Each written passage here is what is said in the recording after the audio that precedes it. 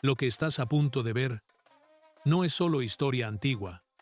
Es un manual de construcción de muerte.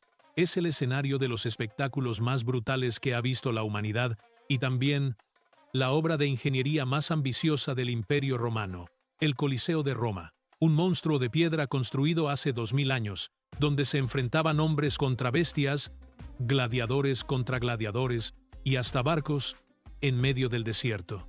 Pero detrás del show había algo más poderoso. Un mensaje político, una revancha imperial y una hazaña arquitectónica que aún hoy no logramos entender del todo. ¿Cómo diablos construyeron esta bestia sin grúas modernas? ¿Quién pensó en llenarlo de agua como si fuera un maldito puerto? ¿Y cómo lograron que aún hoy siga en pie como si nada? Hoy te lo voy a mostrar todo. Cada secreto, cada truco, desde las cloacas llenas de sangre hasta el techo de tela más grande del mundo antiguo.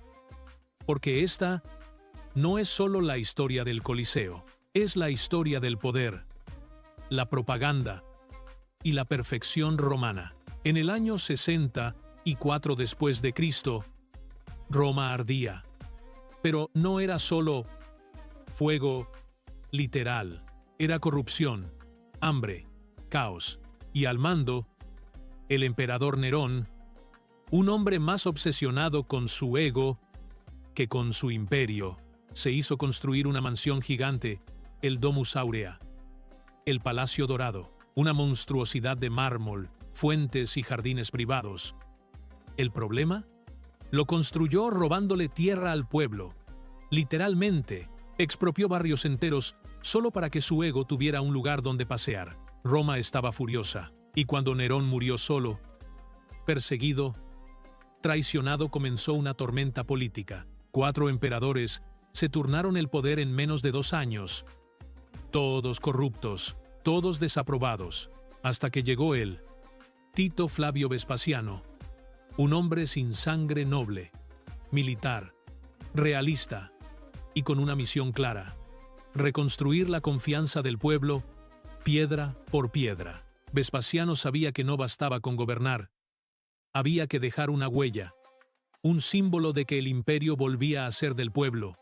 Su jugada: destruir la mansión dorada de Nerón, y en su lugar, construir algo radicalmente opuesto, un coliseo público. Para todos. Para la plebe. Para el espectáculo. Para demostrar que Roma estaba de vuelta. Lo fácil habría sido olvidar, ignorar el desastre de Nerón, taparlo con flores, pero Vespasiano tomó la decisión de no tapar nada. Vino a borrarlo. En un acto simbólico, casi poético, Vespasiano ordenó destruir el corazón del palacio de Nerón. Ese lago artificial, en el que el emperador se contemplaba a sí mismo, se drenó hasta la última gota. Y ahí mismo, sobre ese espejo de arrogancia, se clavó la primera piedra del Coliseo. Porque el Coliseo no era solo un estadio, era una bofetada política. Un mensaje para el pueblo. Lo que era de los ricos, ahora es tuyo. ¿Te imaginas el impacto? El lugar donde antes caminaban los esclavos del emperador se convirtió en el epicentro del entretenimiento público más brutal de la historia. Vespasiano no llegó a verlo terminado. Murió antes de que la obra concluyera. Pero su legado fue eterno. Su hijo, el emperador Tito, fue quien lo inauguró oficialmente en el año 80. Y lo hizo con un festival de 100 días seguidos. Sí, 100 días de juegos, gladiadores, bestias, sangre, y un pueblo que, por primera vez en mucho tiempo, volvió a sentirse parte de algo grande. El Coliseo no fue construido por capricho, fue construido por venganza, por justicia simbólica, y por el deseo de que Roma recordara para siempre quién le devolvió el poder al pueblo. Levantar el Coliseo no fue solo un acto político. Imagina esto.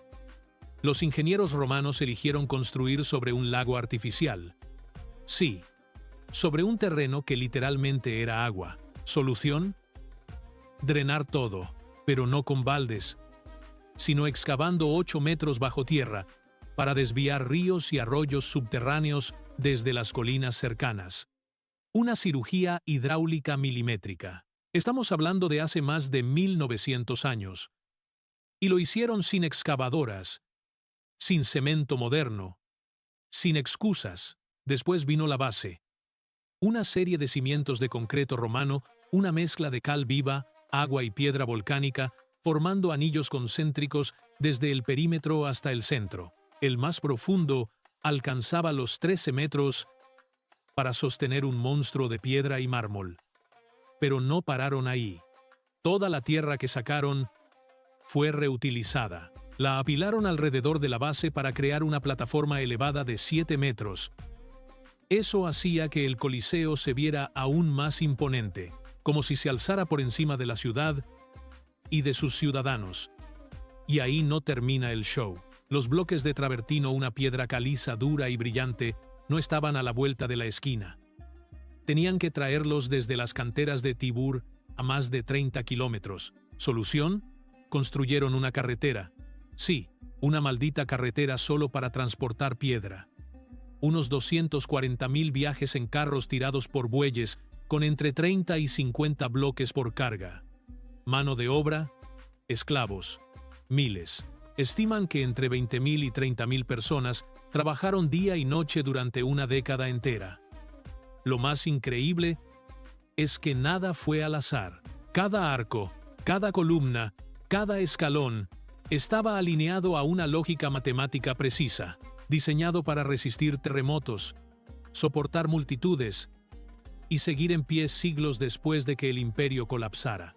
Si te fijas bien en el Coliseo, hay algo raro, algo que no puedes explicar, pero que se siente perfecto. Y no es casualidad.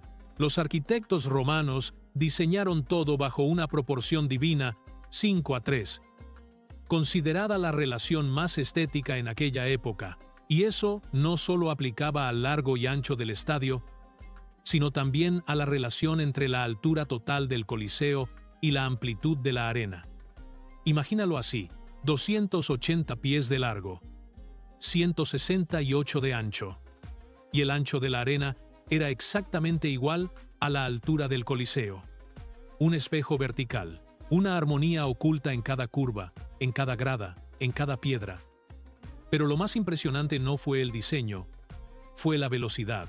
Los arcos, 88 en total, no solo eran entradas, eran el truco maestro. Al construir esos arcos de travertino primero, los obreros podían trabajar al mismo tiempo en las plantas inferiores y superiores. Al mismo tiempo, bro. Esto redujo años de obra.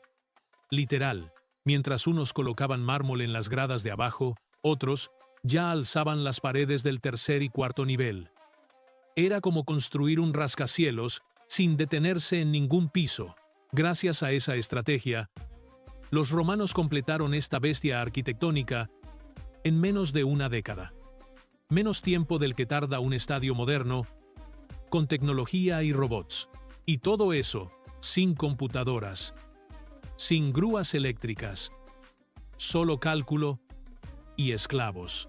En el Coliseo, todos eran bienvenidos, pero no todos eran iguales. Roma entendía muy bien cómo dividir, y el Coliseo era una representación física de su jerarquía brutal. Eras senador, pasá, maestro. Te esperaban asientos de mármol blanco, con tu nombre tallado, sombrilla personal, vistas perfectas, comodidad total. Y si querías, podías irte a mitad de espectáculo sin que nadie dijera nada. ¿Eras parte del pueblo? A subir escaleras, más de 300, si querías llegar a lo más alto. Literalmente al último rincón de la arena, donde no se veía nada, pero se escuchaba todo. Hacinamiento, calor, gritos y un banquito de madera. ¿Eras mujer o esclavo?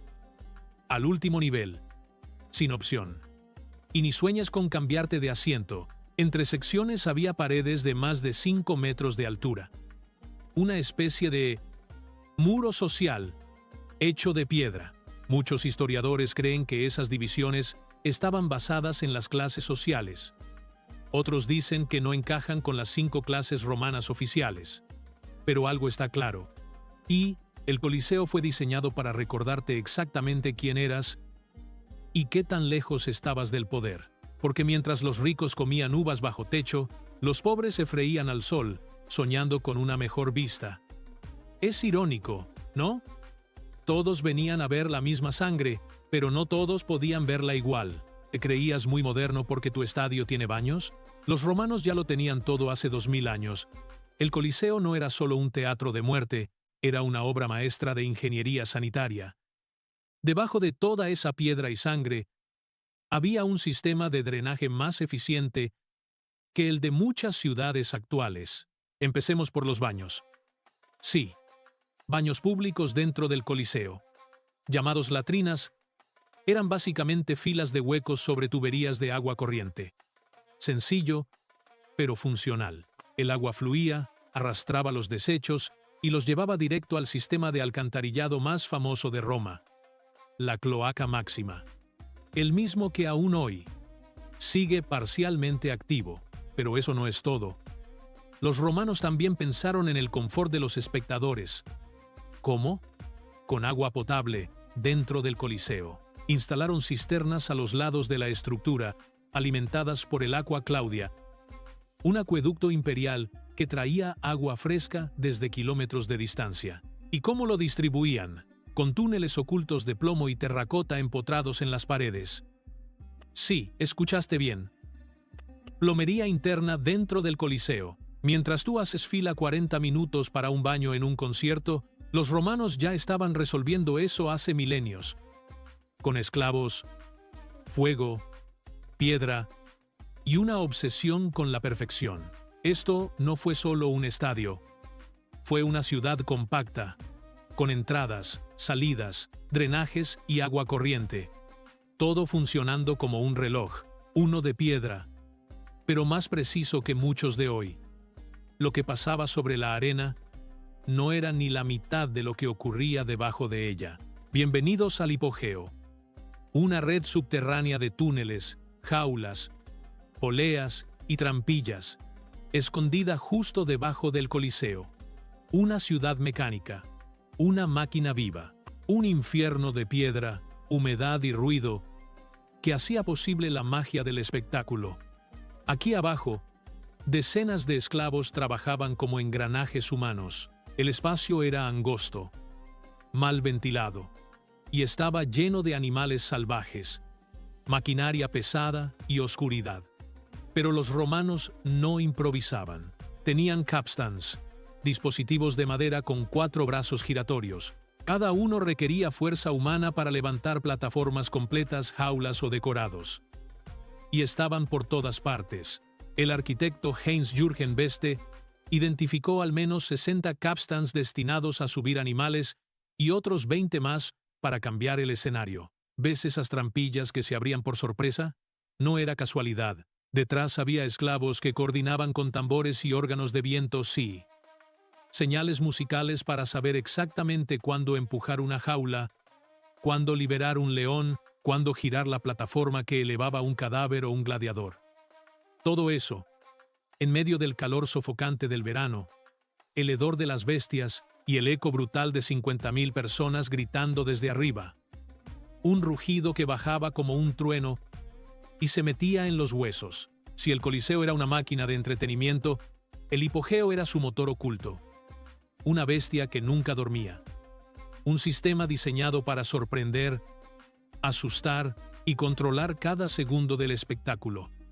Lo más loco, todo esto fue pensado, diseñado y ejecutado, sin electricidad, sin planos digitales, solo con puro ingenio romano y muchísima esclavitud. Roma pensó en todo, hasta en cómo proteger al público del sol. El Coliseo estaba equipado con una sombra colosal, el vela, una tela gigante, del tamaño de varias canchas de fútbol, que cubría buena parte del anfiteatro para mantener frescos a los espectadores. ¿Cómo la desplegaban? Con cuerdas, mástiles y poleas, igual que las velas de un barco. Por eso, los únicos capaces de manejarla eran marineros, pero no cualquier marineros, esclavos de la marina romana, jóvenes capturados en guerras, traídos desde tierras lejanas. África, Grecia, Anatolia, y ahora, colgados en lo más alto del Coliseo, tirando de sogas para que otros pudieran disfrutar de la masacre sin calor. Si esta historia te impactó tanto como a nosotros al contarla, dale like para que más personas descubran los secretos que nos dejó la historia. Déjanos tu comentario.